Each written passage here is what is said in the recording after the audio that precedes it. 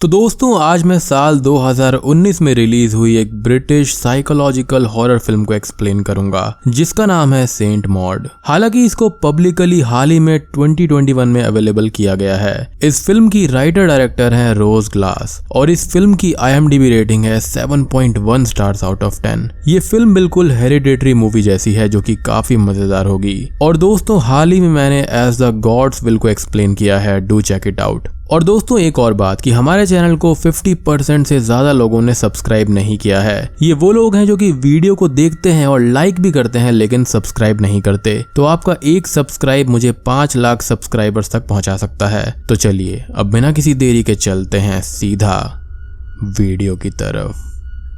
Film की शुरुआत केटी नामक एक नर्स के साथ में होती है जो कि एक हॉस्पिटल में शॉक में बैठी होती है। CPR देने के बावजूद भी वो एक पेशेंट को बचा नहीं पाई एज एक डेड बॉडी उसके सामने थी।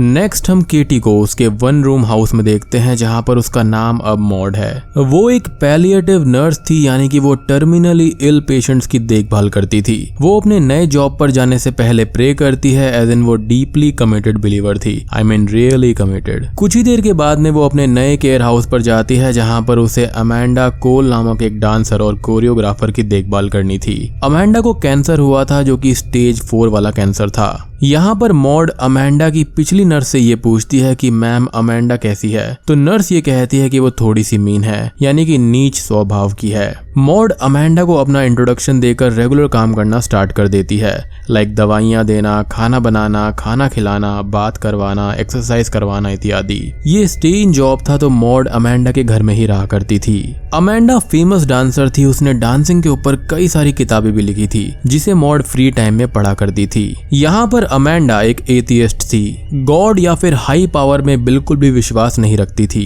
वो अकेले रहती थी और उसकी कोई फैमिली भी नहीं थी, शायद से डिवोर्सी होगी। और वो एक हैवी स्मोकर भी थी। एक रात मॉड कैजुअल वॉकिंग पर जा रही थी, तभी एक आदमी अमेंडा से मिलने आता है। मॉड जब वॉकिंग से वापस आती है तो वो ये देखती है कि वो आदमी एंड अमेंडा किसी बात पर लड़ रहे हैं। अमेंडा थोड़ा ड्रंक भी थी। नाइट में सोते टाइम अमेंडा मॉड के साथ में चैटिंग करने लगती है और ये पूछती है कि वो कितने सालों से ये काम कर रही है, इससे पहले उसने कहां पर काम किया है। पैलिएटिव नर्सिंग एक इमोशनली चैलेंजिंग जॉब है, इसलिए वो बहुत ही ज्यादा क्यूरियस थी। मॉड ये कहती है कि मैं साल भर पहले हॉस्पिटल में नर्स थी, 1 साल से वो इस जॉब पर है। उसने पैलिएटिव नर्सिंग इसलिए चुनी क्योंकि उसको गॉड ने ऐसा कहा था। वो रिसेंटली कन्वर्ट हुई है, उसको गॉड की आवाज सुनाई देती है और वो उसको फील कर सकती है। ये सब सुनकर अमेंडा की क्यूरियोसिटी और भी ज्यादा बढ़ जाती है। अब मॉड को ये लगने लगता है कि गॉड ने उसे अमेंडा की सोल को बचाने के लिए यहाँ पर चुना है और यही उसका असली मकसद है। मॉड रोज अमेंडा को फेथ में वापस लाने की कोशिश करने लगती है। अमेंडा भी रिलीजियस होने का नाटक करने लगती है। बेसिकली अमेंडा एक इंटेलेक्चुअल आर्टिस्ट थी।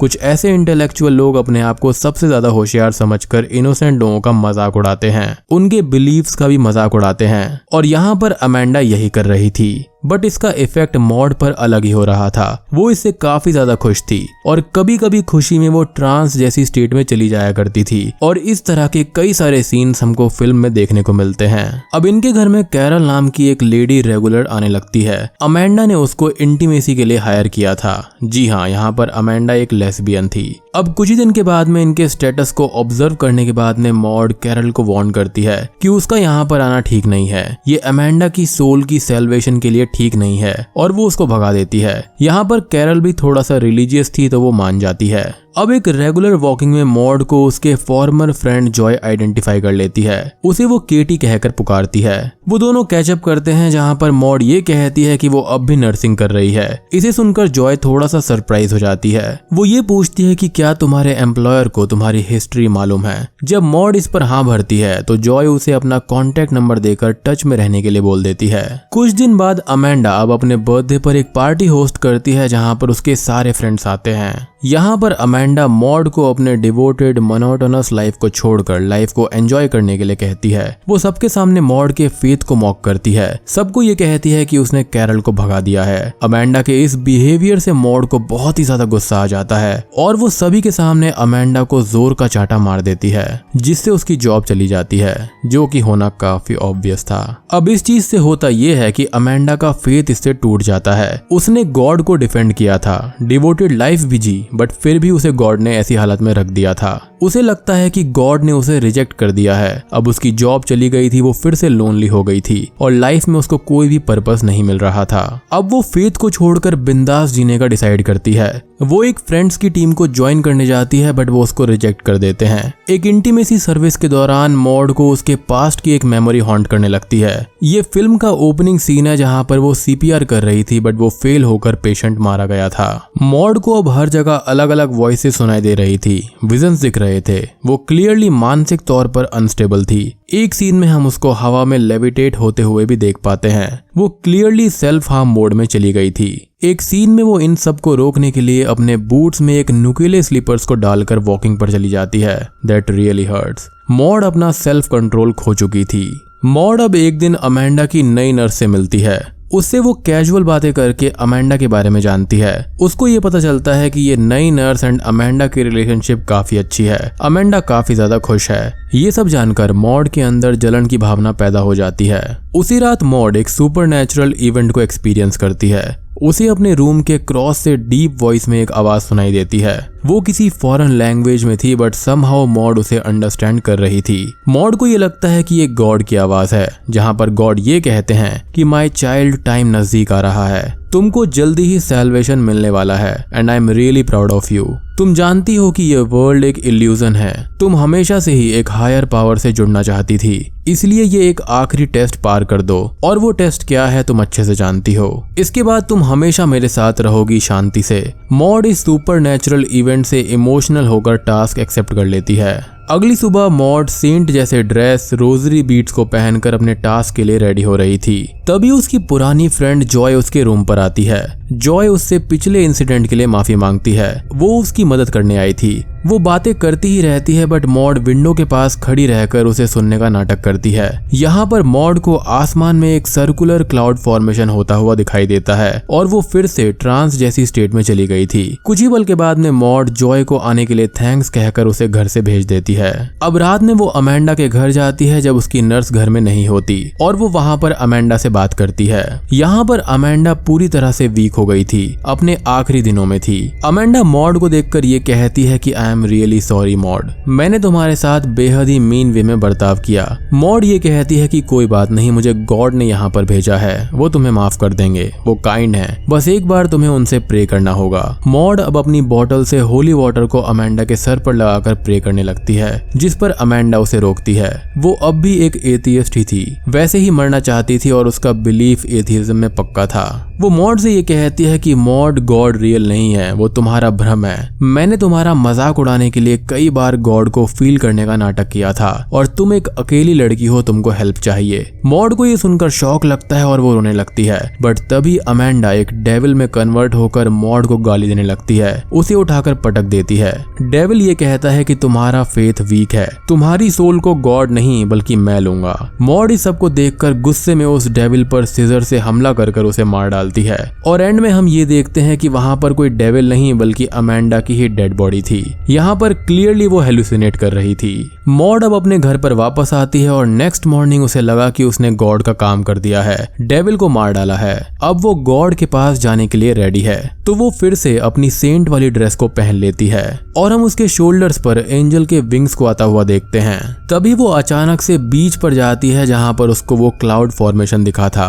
मॉड के हाथ में एक एसीटोन का कैन भी था जिसको वो सबके सामने अपने ऊपर छिड़क लेती है और एक लाइटर जलाकर अपने आप को आग लगा लेती है। वो ग्लोरी टू द गॉड कहती है एक फॉरेन लैंग्वेज में। बीच पर आए सभी लोग उसके सामने झुक जाते हैं और एंड में पल भर के लिए हम ये देख पाते हैं कि मॉड की चीखने चिल्लाने की आवाज आ रही है और बूम, ये फिल्म यहीं पर खत्म हो जाती है। तो दोस्तों ये थी फिल्म सेंट मॉड की कहानी। तो एंडिंग यहाँ पर काफी ज्यादा कंफ्यूजिंग है। फिल्म के अंदर केटी एक नर्स थी जो कि क्लियरली एक ट्रॉमा से जूझ रही थी। पहले ही सीन में हमको ये दिखाया जाता है कि केटी ने एक पेशेंट को खो दिया है। वो बहुत ही ज्यादा तेज सीपीआर कर रही थी जिससे पेशेंट के चेस्ट की रिब्स ही टूट जाती हैं और वो मर जाता है। इस इंसिडेंट के बाद में केटी ने अपना जॉब खो दिया था। वो मेंटली अनस्टेबल हो गई थी। अपने आप को संभालने के लिए उसने रिलीजन की ओर खुद को मोड़ दिया था। फिल्म में कहीं भी नहीं दिखाया गया है कि मॉड ने किसी चर्च को ऑफिशियली ज्वाइन किया हो यहाँ पर ऐसा लगता है कि मॉड का गॉड के प्रति कनेक्शन पर्सनल था। वो अकेले अपने रूम में प्रे करती थी, उसको जो सही लगता था उसे गॉड की इच्छा मानती थी। क्लियरली वो यहाँ पर स्किज़ोफ्रेनिया से गुजर रही थी, जहाँ पर उसको हेलुसिनेशन हुआ करते थे, इमेजेस दिखाई देती थी और अजीब तरह की आवाजें भी सुनाई देती थी। बिहेवियरल डिसऑर्डर और एक्सट्रीम केस में तो इमेजिनरी लोग भी रियल में दिखना शुरू हो जाते हैं। ऐसे केस को हमने द ब्यूटीफुल माइंड फिल्म में भी देखा था, जहाँ पर mathematician John Nash extreme schizophrenia से जूझ रहे थे। फिल्म के अंदर मॉड इन सब लक्षणों को गॉड की एडवाइस मानती थी, इसलिए वो अमेंडा से पहली बार में ही यही कहती है कि मुझे गॉड की आवाज सुनाई देती है। जब भी उसको ये लगता था कि उसने गॉड को प्लीज किया है तो वो ट्रांस जैसी स्टेट में चली जाया करती थी। यहाँ पर she was dealing with guilt. उसने जिस पेशेंट को गलती से मार दिया था वो उस गिल्ट में थी और अकेलापन इवेंचुअली उसको खा गया। यहाँ पर यह भी दिखाया गया है कि अकेलापन काफी ज्यादा डेंजरस होता है। फिल्म के एंड में उसे ये लगा कि वो सेंट बन गई है एंड सब लोग उसके सामने झुक रहे हैं, बट रियलिटी में वो आग से जल रही थी और इसलिए वो चिल्लाती है। तो यहाँ पर दो पर्सपेक्टिव थे। एक पर्सपेक्टिव मॉड का था जहाँ पर वो अब हेवन में जा रही है, और दूसरा पर्सपेक्टिव हम ऑडियंस का था और उस बीच पर खड़े हुए लोगों का कि एक लेडी ने खुद को आग लगा ली और मर गई। फिल्म को मॉड के स्किज़ोफ्रेनिया एंगल से दिखाया गया है। वो अमेंडा को डेविल के रूप में देखती है, जो कि असल में एक नॉर्मल सिक लेडी थी। उसको वो डेविल इसलिए लगी क्योंकि उसने मॉड के रिलीजियस बातों को एक्सेप्ट नहीं किया था। उसको रियलिटी से रूबरू करवाया था कि वो अकेली है एंड शी नीड्स हेल्प, जिसको वो सहन नहीं कर पाई। यहाँ पर ऐसा लगता है कि राइटर सूक्ष्म वे में ये कहना चाह रहे हैं कि रिलीजन को ब्लाइंडली फॉलो करना भी एक टाइप का मेंटल डिसऑर्डर है। लोगों को रिलीजन में भी अपना दिमाग यूज करना चाहिए एंड सही गलत का फैसला करना आना चाहिए, वरना होता यह है कि लोग इसका गलत फायदा उठा सकते हैं। फिल्म के अंदर यदि मॉड ऑफिशियली किसी चर्च को ज्वाइन करती तो उसको हेल्प मिल सकती थी, बट उसने ऐसा नहीं किया। एंड हाँ, अब आप ये कहेंगे कि मॉड बीच हवा में लेविटेट कैसे कर रही थी, तो वो असल में एक डिफरेंट पर्सपेक्टिव था। मॉड ने वहां पर काफी ज्यादा अल्कोहल पी रखी थी, तो इट वाज टू शो कि नशा होने के बाद में वो कैसा फील कर रही थी। इनफैक्ट डायरेक्टर एंड राइटर ने भी ये कहा है कि मॉड को गिल्ट था, उसकी मेंटल हेल्थ ठीक नहीं थी एंड कभी भी किसी भी रिलीजन को इस कदर ब्लाइंडली फॉलो नहीं करना चाहिए। On A personal level last के 20 minutes were mind blowing of this film. यहाँ पर डायरेक्शन, एक्टिंग, स्क्रिप्टिंग सब बढ़िया थी। तो यहाँ पर ये फिल्म काफी अच्छी है और आपको ये डराती है, सस्पेंस में भी रखती है। आई होप कि आपको ये वीडियो पसंद आई होगी, और चैनल पर नए हैं तो सब्सक्राइब कर दीजिए, लाइक कर दीजिए वीडियो को, और कमेंट करे बिना बिल्कुल मत जाना। तो मैं आप सबसे मिलता हूँ अगली वीडियो के साथ में, तब तक के लिए